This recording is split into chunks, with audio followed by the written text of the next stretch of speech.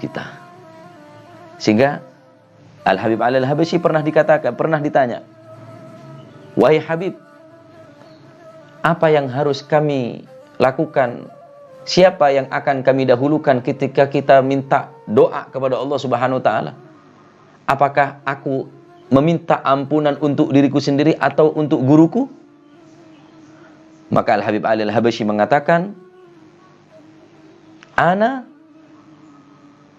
Aku akan mendahulukan guruku, yakni Al-Habib Abu Bakar Al-Attas. Mendahulukan ini bukan hanya di dalam doa, aku akan mendahulukan guruku hingga kelak di surga.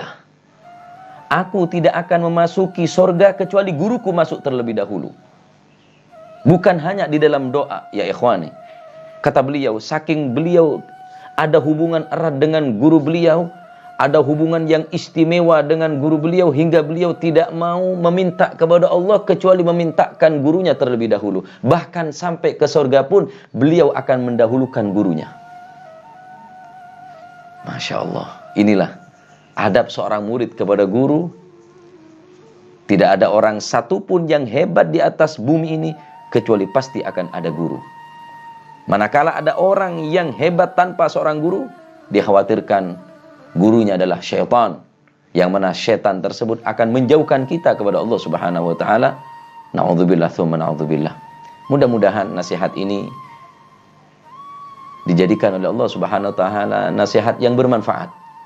Nasihat yang akan membawa kita terus ada hubungan dengan guru-guru kita, khususnya kepada Nabi kita, junjungan Nabi besar Muhammad sallallahu alaihi wasallam. Dua orang ini manakala kita sering menyebut namanya akan mendekatkan diri kita kepada Allah Subhanahu wa taala. Bagaimana jika kita dekat dengannya, meniru akhlaknya, melakukan sunnah-sunnahnya, maka luar biasa dengan menyebut saja nama daripada mereka-mereka yang mulia akan mendekatkan kita kepada Allah. Bagaimana jika kita mempunyai hubungan yang spesial dengannya? Mudah-mudahan Allah Subhanahu wa taala memberikan taufik, hidayah, ma'unah kepada kita, sehingga kita diberikan kekuatan bisa meniru dan mencontoh sunnah-sunnah beliau Rasulullah SAW, dan diberikan kekuatan kepada kita untuk menyambung tali hubungan kepada guru-guru kita, dan semoga guru-guru kita diberikan panjang umur, siha wal afiyah, dan mudah-mudahan kelak kita dengan guru kita ini akan dituntun hingga kita kelak bertemu dengan junjungan Nabi besar Muhammad sallallahu alaihi wasallam.